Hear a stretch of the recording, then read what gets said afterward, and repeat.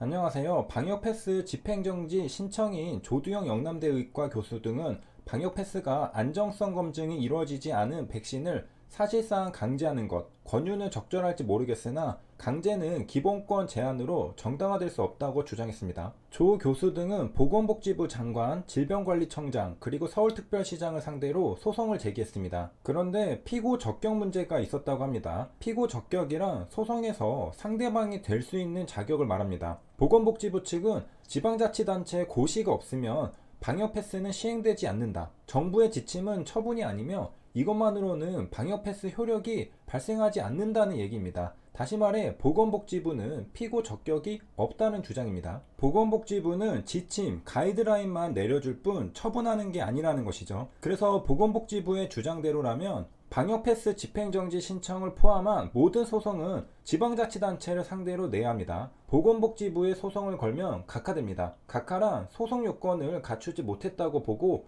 본안 판단 없이 사건을 종결하는 결정을 말합니다. 경상남도 양산시 천성산에 사는 도롱뇽을 원고로 내세워 공사 중지 가처분 소송을 내면 어떻게 될까요? 도롱뇽은 당사자 능력이 없다는 이유로 신청이 각하됩니다. 대법원은 소송 대상자인 도롱뇽의 지위를 사건을 수행할 당사자 능력이 없는 자연물로 규정해 소송 대상자로 인정하지 않았습니다. 적어도 소송을 걸려면 신청인, 원고는 자연물이 아니라 자연인이어야 하죠. 도롱뇽은 원고 적격 문제가 있어서 각하된 겁니다. 방역패스 집행정지 사건은 원고 적격 문제가 아니라 피고 적격 문제가 발생했습니다. 보건복지부는 지침을 내린 것이지 처분을 한 게 아니기 때문에 당사자가 아니라는 겁니다. 엉뚱한 사람한테 소송을 걸었다는 것이죠. 보건복지부에 소송을 걸 게 아니라 지방자치단체에 소송을 걸어야 한다는 겁니다. 신청인도 피고 적격이 어디냐를 놓고 고민을 많이 했다고 털어놨는데요. 재판부도 신청인들의 입장도 이해는 된다고 했습니다. 그렇다면 앞선 1월 4일 학원, 독서실, 스터디 카페에 대한 방역패스 집행정지 신청 인용은 어떻게 된 걸까? 재판부는 정부 측에게 질문했습니다. 당시 집행이 정지된 건 피신청인 보건복지부 장관이 2021년 12월 3일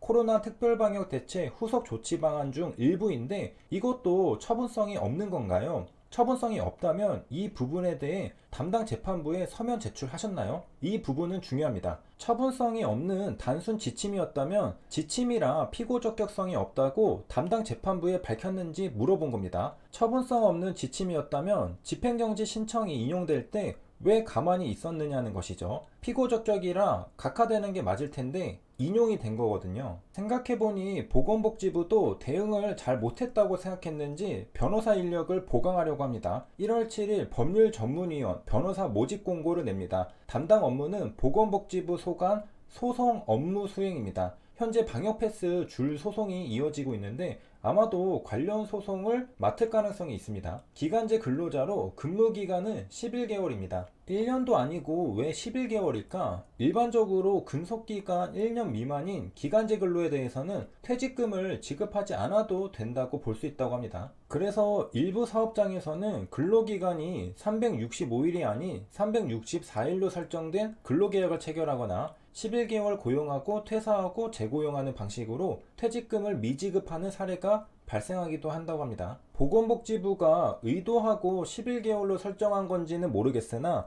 국민 세금으로 운영되는 것이니까 알뜰하게 예산을 잘 사용하는 것이라 볼 수 있겠습니다. 방역패스 효력정지 여부는 이번 주 초에 결론이 나옵니다. 곧 나온다는 겁니다. 조두영 교수는 1월 5일 기준 18세 이상 성인 기준 2차까지 맞은 국민은 94%에 육박한다. 방역패스에 실익이 없다고 주장했습니다. 성인 중 미접종자는 6%로 소수인데 작은 숫자를 통제해봐야 실익이 있겠느냐는 주장이죠. 이에 대해 정부 측은 중환자실의 절반이 바로 그 작은 숫자의 미접종자이므로 방역패스는 실익이 있다는 주장입니다. 미접종자 6%만 통제해도 중환자실의 절반을 비울 수가 있다는 겁니다. 손영래 반장은 사회적 거리두기로 유행을 통제할 수 있지만 사회적 거리두기보다 방역 패스를 확대하는 게 더 효과적이라고 주장합니다. 사회적 거리두기는 모든 사회 구성원의 일상에 제약을 두기 때문이죠. 방역 패스는 미접종자 6%를 제약하지만 거리두기는 국민 전체의 100%를 제약하기 때문에 방역 패스를 시행하는 것이 유리하다고 주장합니다. 그리고 분명히 코로나19의 위험성이 없다거나 예방접종 효과가 없다는 건 비과학적이고 위험한 주장이라고 말했습니다. 모든 통계에서 코로나19의 치명률은 감기보다 월등하게 높고 독감보다도 5에서 10배 높아 전 세계적으로 관리하는 것이라고 말했습니다. 많은 국민들도 정부의 뜻에 공감하고 3차 접종을 하고 있습니다. 2022년 1월 11일 0시 기준 3차 접종자는 전체 인구 대비 41.8%입니다. 2022년 도입이 예정된 백신은 1억 4,952만 회분입니다. 5천만 국민이 3번 맞을 수 있는 양입니다. 화이자가 6천만 회분으로 가장 많습니다. 조만간 FDA의 화이자 백신에 대한 FOIA 리퀘스트도 처리가 되면 백신 신뢰성은 더욱 높아질 전망입니다. 피트만 판사는 과도한 행정비밀 (excessive administrative secrecy가) 음모론 (conspiracy theory를) 조장한다고 말했습니다. 이제 몇 달 안에 백신 자료가 투명하게 공개되면 이런 정부에 대한 신뢰도 대폭 상승할 것입니다. FDA가 과도하게 숨기려고 하니까 수상하다고 여긴 사람들로 인해 음모론이 만들어진 것이지, 이제 FDA 문서가 투명하게 공개되면